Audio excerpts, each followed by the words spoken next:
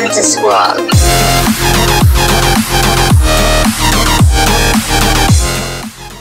What's up guys, so I originally uploaded this guide a few weeks ago and for some unforeseen reason YouTube decided to take it down, and they didn't give me a reason why. I don't have any black marks on my account, it just got deleted for some reason. But anyway, I decided to re-upload it and hopefully this time it won't get taken down. So enjoy the episode, the first episode of my advice guide, and let me know what you think. What's up guys? Hope everyone's having a good day. This is just a short clip introducing you all to my new series, the Obby Advice Guide. In this series I will be giving information about Obby Maulers, which will be helpful to new and also experienced Obby Maulers on their road to creating their account. The series will be broken up into 4 sections, which are as follows: training spots, quests to do, different Obby builds and their advantages and disadvantages of these builds, and tips and tricks that will include little facts and things that other people might not know, and it could help them out greatly. So I hope you enjoy this side series, and please leave a like and comment on my video, and also subscribe to my channel to see more, as I put a lot of effort into these videos and it will be greatly appreciated. Thank you very much and enjoy the video. Alright guys, so I thought I'd make a start to this guide while I'm training some strength at rock crabs.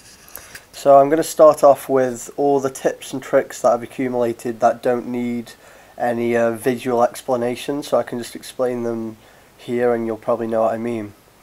So let me just take a look at all my notes. So yeah, the first one is, I know I'm not doing it at the moment, but I've just found this out from my good friend OSRS. That I have a lot of tips from.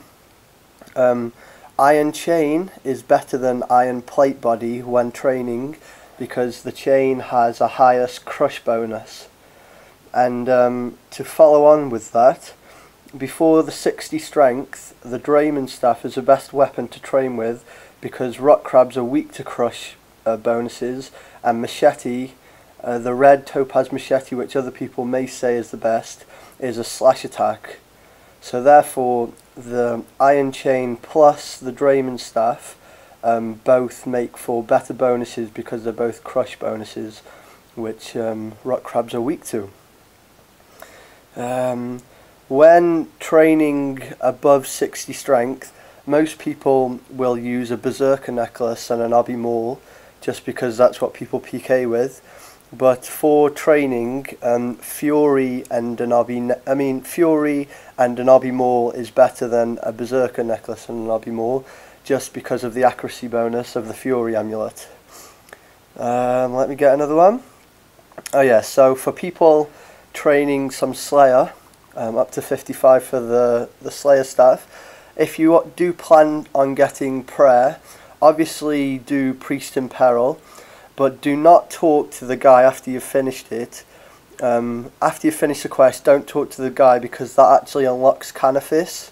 I think that's how you say it, but the world after. And if you unlock this place, then you're going to get horrible tasks such as zombies in Slayer, and you really don't want them.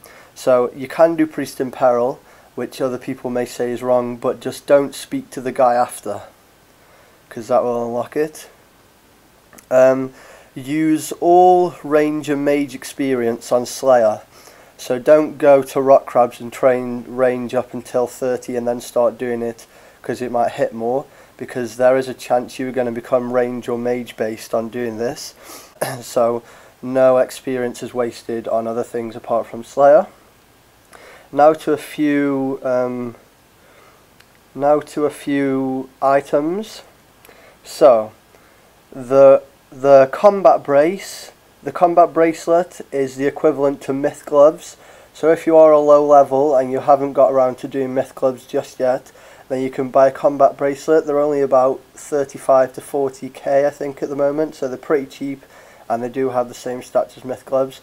But obviously in the long run you will be wanting to get myth gloves for PKing.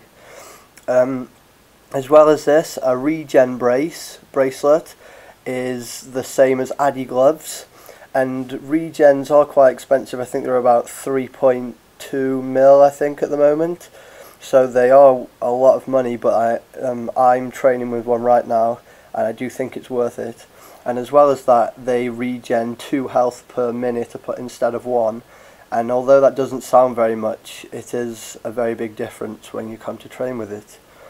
And last but not least, if you ever go PKing with a Berserker ring, just remember that it doesn't protect over a lot of things because the alk value is very low. So it may cost over 3 mil to buy, but if you alk it, it really isn't worth that much.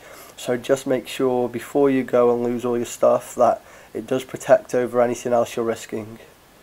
Okay, so I'll be back in the next clip with other tips and tricks, but I'll be explaining them visually as they're a bit more complicated. But I hope this has helped anyone, and let me know in the comments if you've enjoyed it. Hey guys, back again. So this time I'm just going to show you a little tip that many people may not know, but it's a really simple tip and it saves you a lot of time banking for Slayer. So I've been training some Slayer up on my Pure at the moment, and especially at low levels I keep getting dog tasks.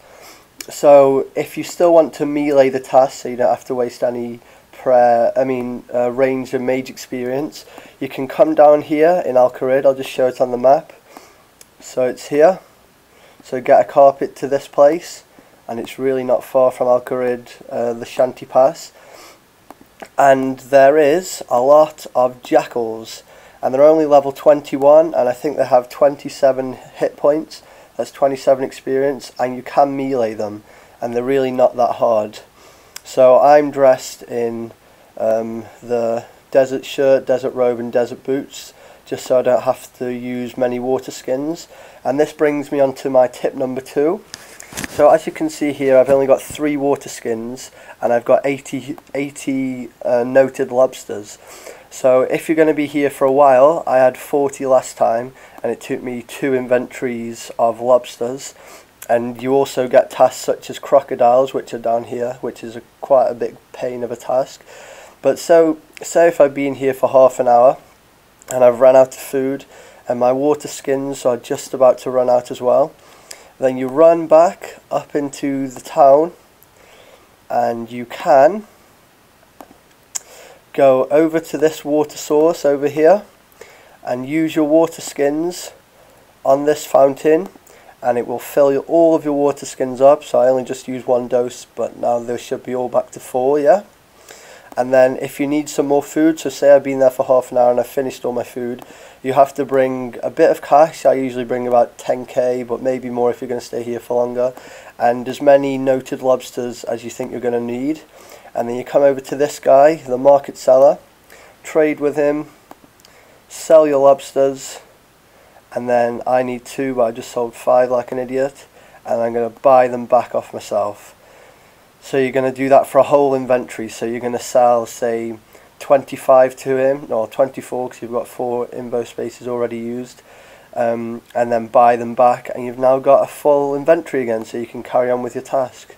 So yeah, it does cost a bit. It's not that much. It's a few K every inventory, which I think is much better than going all the way back to Al-Qarid Duel Arena and banking there and then coming back. So yeah, just a nice other little tip. So that's going to be the end of this advice video, and I just want to give a shout out to OS Psych, who helped me with a few of these tips, and I really appreciate the help. So if you want any more of these videos, if you feel they help you in any way, please leave a comment and subscribe to my YouTube channel for more. Thanks a lot guys, and I'll see you next episode.